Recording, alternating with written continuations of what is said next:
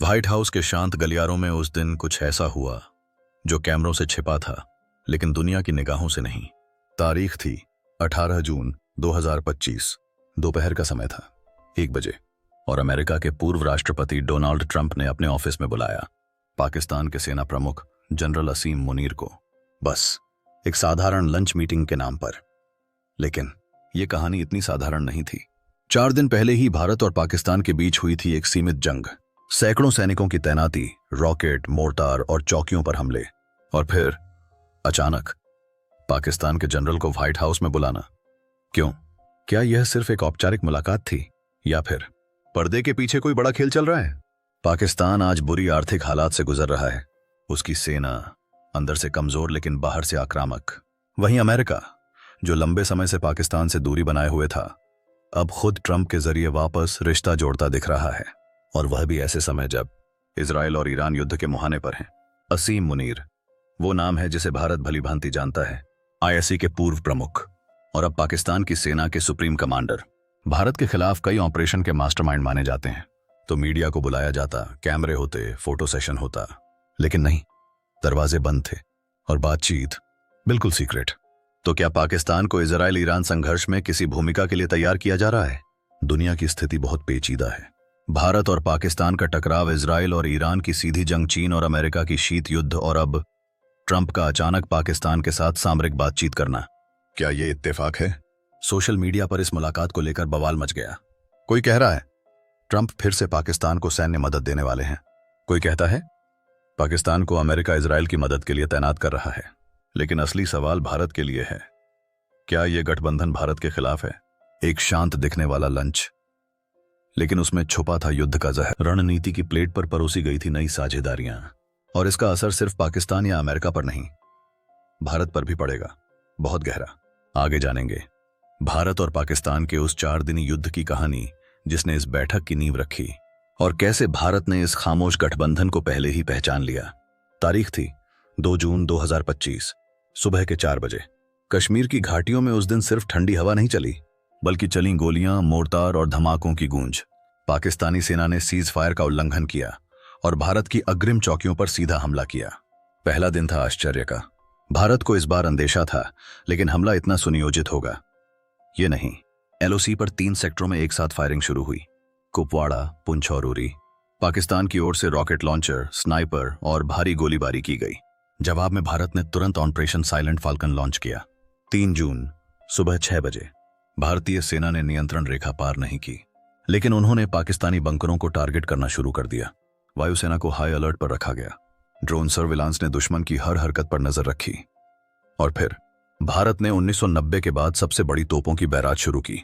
4 जून आते आते दुनिया की नजरें इस सीमित युद्ध पर टिक चुकी थीं। अमेरिका ने दोनों देशों से संयम बरतने को कहा। चीन ने पाकिस्तान का नाम लिए बगैर क्षेत्रीय तनाव पर चिंता जताई, लेकिन जमीन पर हालात और बिगड़ रहे थे। पाकिस्तानी सेना ने बलूचिस्तान से सैनिक हटाकर एलओसी पर भेजे, और भारत ने राजस्थान और पंजाब फ्रंट पर जवानों को सक्रिय कर दिया। 5 जून की सुबह अचानक युद्ध विराम की पेशकश आती है पाकिस्तान की तरफ से। भारत इस बार चुप रहा, लेकिन उसी शाम एनएसए अजीत डोभाल की एक टॉप सीक्रेट मीटिंग होती है, और रात करीब 11 बजे भारत की ओर से अंतिम जवाबी फायरिंग होती है, जो इतना तीखा था कि पाकिस्तान के 4 पोस्ट खामोश हो गए। इसके बाद पाक ने मानवाधिकार का नाम लेकर यूएनएससी में अपील की, लेकिन कोई सुनने वाला नहीं था। इन 4 दिनों में भारत ने कुल 214 टारगेट्स पर जवाबी कार्रवाई की। पाकिस्तान के 19 चौकियों को भारी नुकसान पहुंचा। भारत के 10 जवान शहीद हुए, लेकिन पाकिस्तान की तरफ यह संख्या 27 के आसपास मानी जा रही है। हालांकि वह इसे छिपा रहा है। भारत में इस युद्ध को लेकर मीडिया में संतुलित रवैया रहा, लेकिन सोशल मीडिया पर नारों की बाढ़ थी। अब की बार पाकिस्तान पार। वहीं पाकिस्तान में विरोध की लहर उठी। हमें युद्ध नहीं, रोटी चाहिए। लेकिन सबसे चौंकाने वाली बात यह थी, इस बार आईएसआई और आर्मी के बीच गहरा मतभेद सामने आया। यही 4 दिन थे जिनमें पाकिस्तान पूरी तरह अंतर्राष्ट्रीय स्तर पर अलग थलग पड़ गया, और फिर उसने रुख किया अपने पुराने रणनीतिक साझेदार की ओर, अमेरिका। और वही वजह बनी उस लंच मीटिंग की जो ट्रंप और असीम मुनीर के बीच हुई। 4 दिन का यह युद्ध छोटा था, लेकिन इसके पीछे की कहानी बहुत लंबी है, और इसका सबसे बड़ा परिणाम अब देखने को मिल रहा है, जब पाकिस्तान को फिर से एक सुपर पावर की छांव की जरूरत पड़ी। आगे जानेंगे ट्रंप ने क्यों चुना पाकिस्तान को, और क्या ये सिर्फ इलेक्शन की चाल थी या वैश्विक खेल की नई बिसात? वो डोनाल्ड ट्रंप जो अपने पहले कार्यकाल में पाकिस्तान को झूठा, धोखेबाज और आतंकियों का सुरक्षित ठिकाना बताते थे, वही ट्रंप अब पाकिस्तान के आर्मी चीफ को व्हाइट हाउस में लंच पर बुला रहे हैं। अचानक ये प्रेम कैसे जागा? और क्या ये सिर्फ एक फोटो ऑप था या एक पुरानी साझेदारी की वापसी? ट्रंप 2024 के राष्ट्रपति चुनाव में बारीकी से पिछड़ चुके थे, लेकिन 2025 में अमेरिका की राजनीति बदल चुकी है। अंतर्राष्ट्रीय तनाव, गैस की कीमतें और सीमा पर सुरक्षा। ट्रंप इन मुद्दों को भुनाना जानते हैं और उन्हें चाहिए एक ऐसा रणनीतिक स्टंट जिससे लगे कि वह फिर से मजबूत अमेरिका वापस ला रहे हैं। ट्रंप को पिछली बार अरब देशों में आलोचना का सामना करना पड़ा था जब उन्होंने यरूशलेम को इजराइल की राजधानी माना, लेकिन इस बार वह संतुलन चाहते हैं। पाकिस्तान को साथ लाकर वह दिखाना चाहते हैं कि वो केवल यहूदी समर्थक नहीं बल्कि मुसलमानों के साथ भी संवाद में हैं, और यही पाकिस्तान की वैल्यू बन जाती है, एक मुस्लिम परमाणु राष्ट्र जो ईरान के खिलाफ खड़ा हो सकता है। अफगानिस्तान में तालिबान की वापसी के बाद अमेरिका की जमीनी खुफिया नेटवर्क लगभग खत्म हो गई थी, लेकिन पाकिस्तान की आईएसआई के पास अब भी वह जमीनी जानकारी है जो अमेरिका को चाहिए, खासकर ईरान, तालिबान और मध्य एशिया के भीतर। ट्रंप यही डेटा, यही पहुंच दोबारा पाना चाहते हैं। सूत्रों के मुताबिक इस लंच में सिर्फ राजनीतिक बातें नहीं हुई। चर्चा हुई F-16 जेट्स के लिए स्पेयर पार्ट्स की सप्लाई की। पाकिस्तान लंबे समय से इन्हें मांग रहा था, लेकिन बाइडेन प्रशासन ने रोक लगाई थी। ट्रंप ने इशारा दिया है कि अगर वह सत्ता में आए तो पाकिस्तान को न सिर्फ पार्ट्स मिलेंगे बल्कि नई डिफेंस को ऑपरेशन स्ट्रेटजी भी बनाई जाएगी। भारत को इस मीटिंग की भनक पहले ही थी, लेकिन भारत सरकार जानती थी कि ट्रंप सत्ता में नहीं है, अभी नहीं। इसलिए भारत ने सार्वजनिक प्रतिक्रिया नहीं दी, लेकिन अंदर खाने NSA और रॉ पूरी रिपोर्ट बना चुके थे। भारत जानता है यह महज लंच नहीं था, यह पाकिस्तान को फिर से सैन्य ताकत बनाने का संकेत था। इस मीटिंग पर सिर्फ भारत नहीं, चीन की भी बारीकी से नजर थी। CPEC, China Pakistan economic corridor में निवेश कर चुका चीन नहीं चाहता कि पाकिस्तान अमेरिका के पाले में वापस जाए। ट्रंप जानते हैं कि अगर वह पाकिस्तान को खरीद लेते हैं तो चीन के लिए दक्षिण एशिया में मुश्किल खड़ी कर सकते हैं। मीटिंग के बाद ट्रंप ने एक ट्वीट किया, strong lunch with a strong general from a strong nation. यह लाइन किसी साधारण नेता के लिए नहीं आती। यह पब्लिक सिग्नल था कि पाकिस्तान अब अमेरिका के लिए फिर से प्रासंगिक बन चुका है। ये सिर्फ दो आदमी नहीं थे एक लंच टेबल पर, यह थी दो राष्ट्रों की पुरानी साझेदारी की वापसी, और इसमें जो सबसे ज्यादा अछूता रहा वो था भारत। अब सवाल उठता है, क्या पाकिस्तान ट्रंप के कंधों पर चढ़कर फिर भारत को पीछे से वार करने की कोशिश करेगा, और क्या भारत इसके लिए तैयार है? अगले भाग में जानेंगे। इजराइल और ईरान के बीच बढ़ते युद्ध में पाकिस्तान किस भूमिका में उतर रहा है और कैसे ट्रंप उसे बना सकते हैं एक भाड़े का सिपाही। इस संघर्ष में सिर्फ दो देश नहीं हैं, इजराइल और ईरान। यहां है एक छुपा हुआ तीसरा खिलाड़ी, पाकिस्तान, और यह खिलाड़ी सिर्फ एक दर्शक नहीं बल्कि खुद को एक सक्रिय भागीदार के रूप में तैयार कर रहा है। इजराइल और ईरान के बीच युद्ध की आंच को हवा दे रहा है पाकिस्तान, और इस कूटनीतिक खेल में पाकिस्तान का मास्टरमाइंड कौन है? ISI या फिर वो जो इस पूरे खेल के पीछे छुपा है? अमेरिका। ईरान और इजराइल के बीच तनाव पहले से ही काफी बढ़ चुका था। इजराइल, जो लंबे समय से ईरान के परमाणु कार्यक्रम को अपने लिए खतरा मानता रहा है, अब सीरिया और इराक में अपने इंटेलिजेंस ऑपरेशंस को तेज कर चुका है। वहीं ईरान अपने परमाणु बम बनाने के करीब पहुंच चुका है, और यह मामला सिर्फ एटमी शक्ति का नहीं, यह एक भू राजनीतिक संघर्ष बन चुका है जिसमें सीरिया, लेबनान और यमन जैसे देशों का भी हाथ है। पाकिस्तान, जो पहले ही तालिबान के साथ कनेक्शन के लिए जाना जाता है, अब इजराइल ईरान संघर्ष में खामोश खिलाड़ी बना हुआ है। पाकिस्तान की ISI ने अपनी जड़ें ईरान के भीतर भी जमा ली हैं। ईरान और पाकिस्तान के बीच एक अनौपचारिक खुफिया सहयोग है जो न सिर्फ सीरिया बल्कि अफगानिस्तान और पाकिस्तान के बलूचिस्तान में भी फैला हुआ है। पाकिस्तान का इस संघर्ष में एक दोहरा खेल है। एक तरफ वह अमेरिका से जुड़ा हुआ है, दूसरी तरफ ईरान को एक गुप्त सहयोग दे रहा है। पाकिस्तान का इजराइल से कोई आधिकारिक संबंध नहीं है, लेकिन इन दोनों देशों के बीच खामोश समझौतों की खबरें अक्सर आती रही हैं। पाकिस्तान इजराइल को इस क्षेत्र में अपना प्रमुख साझेदार मानता है, खासकर जब बात भारत की होती है। इजराइल पाकिस्तान को अपने खुफिया नेटवर्क में एक छोटे लेकिन महत्वपूर्ण खिलाड़ी के रूप में देखता है, और इसके बदले पाकिस्तान को ईरान की सीमाओं से दूर रहने का वादा मिलता है। इजराइल और पाकिस्तान की रणनीतिक साझेदारी अब कुछ और ही रूप लेने वाली है। ट्रंप और पाकिस्तान के बढ़ते संबंधों को देखते हुए यह अब स्पष्ट हो गया है कि पाकिस्तान अपने खुफिया नेटवर्क को और भी विकसित करने जा रहा है। इजराइल और अमेरिका के साथ उसकी बढ़ती साझेदारी पाकिस्तान को एक नया चेहरा दे सकती है, एक ऐसा चेहरा जो मध्य पूर्व के युद्धों में अपना नाम बना सके। लेकिन इस बार पाकिस्तान को केवल शिकार बनना नहीं है, बल्कि वह इस खेल का एक निर्णायक खिलाड़ी बनना चाहता है।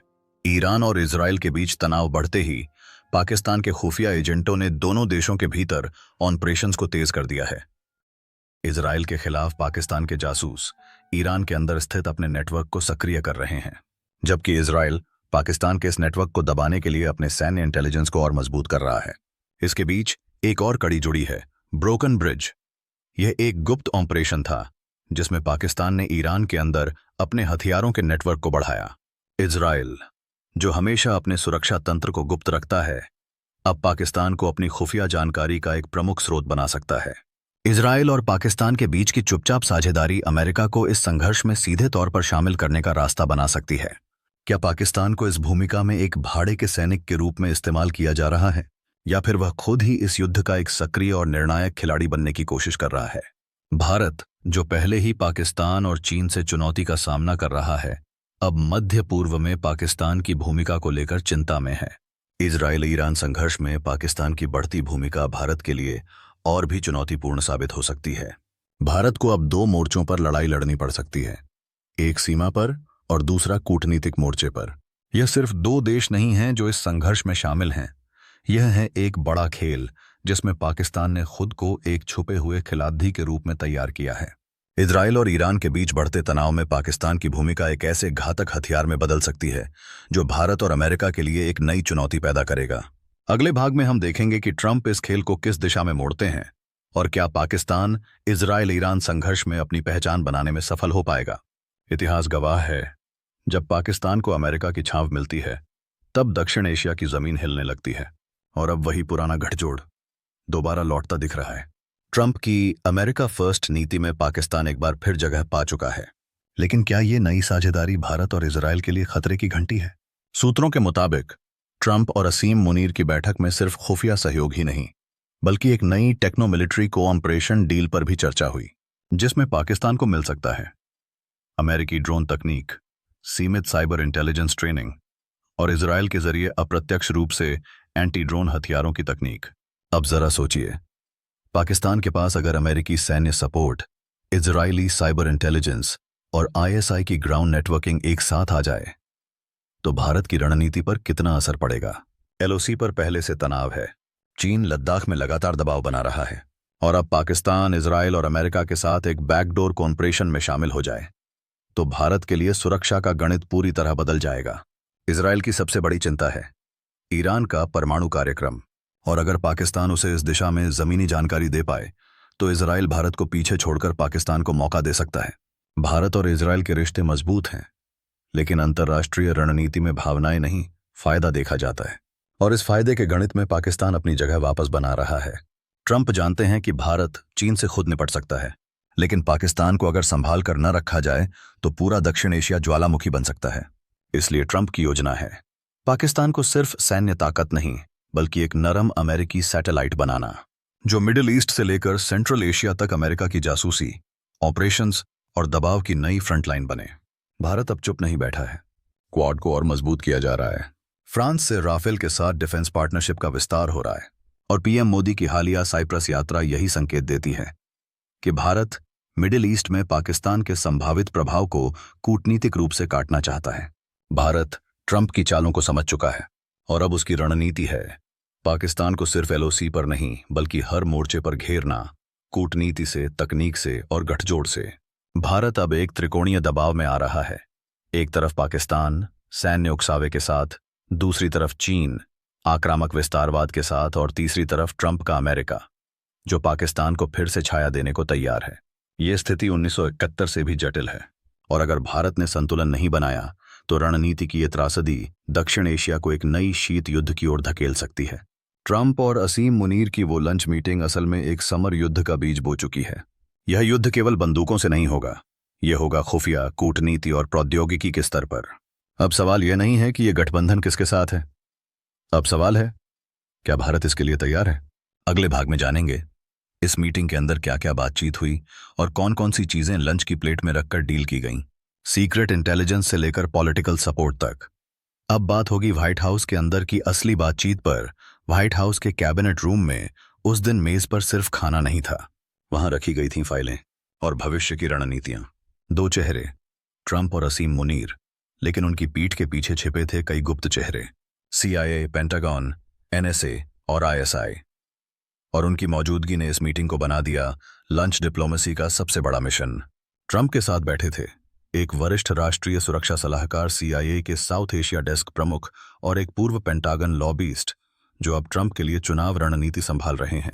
असीम मुनीर के साथ ISI के डिप्टी जनरल, पाकिस्तान के अमेरिका स्थित डिफेंस अटैची और एक विशेष सलाहकार। मीटिंग के अंदर 5 अहम चीजों पर बात हुई।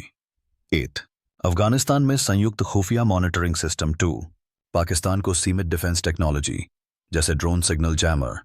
3, ईरान के परमाणु ठिकानों पर ISI की गुप्त रिपोर्टें। 4, भारत पाकिस्तान सीमा की स्थिति पर अमेरिका की चुप मौन सहमति।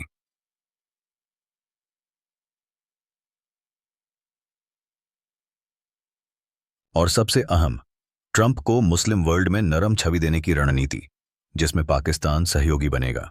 मीटिंग के अंत में ट्रंप के सुरक्षा सलाहकार ने असीम मुनीर को एक बंद लिफाफा सौंपा, जिसे अंदरूनी लोग ब्लैक फोल्डर कहते हैं। इसमें दर्ज था संभावित सैन्य सहायता की सूची, 3 अमेरिकी निजी रक्षा कंपनियों के ऑफर और एक code word, falcon relay, M1 protocol. सूत्रों के मुताबिक ये कोड ट्रंप की खुफिया साझेदारी की शुरुआत है, जिसमें पाकिस्तान को चुनिंदा ड्रोन टेक्नोलॉजी और ईरान के खिलाफ सिग्नल इंटरसेप्टिंग उपकरण दिए जा सकते हैं। ISI ने इस मीटिंग में 2 चीजें दी। पहला, ईरान के भीतर के 4 गुप्त परमाणु केंद्रों की लोकेशन डेटा। दूसरा, तालिबान के कुछ गुटों पर नियंत्रण की पेशकश। ISI जानता है कि ईरान और अफगानिस्तान के बीच की यह जानकारी अमेरिका के लिए सोना है, और ट्रंप इस सोने की कीमत जानते हैं। इस मीटिंग में भारत का नाम नहीं लिया गया, लेकिन चर्चा में एक शब्द बार बार आया, ईस्टर्न चेक पॉइंट। यह शब्द अमेरिका की इंटरनल डिक्शनरी में भारत पाक नियंत्रण रेखा को संदर्भित करता है, यानी भारत की सीमाएं इस पूरी बातचीत का अनदेखा फोकस थीं।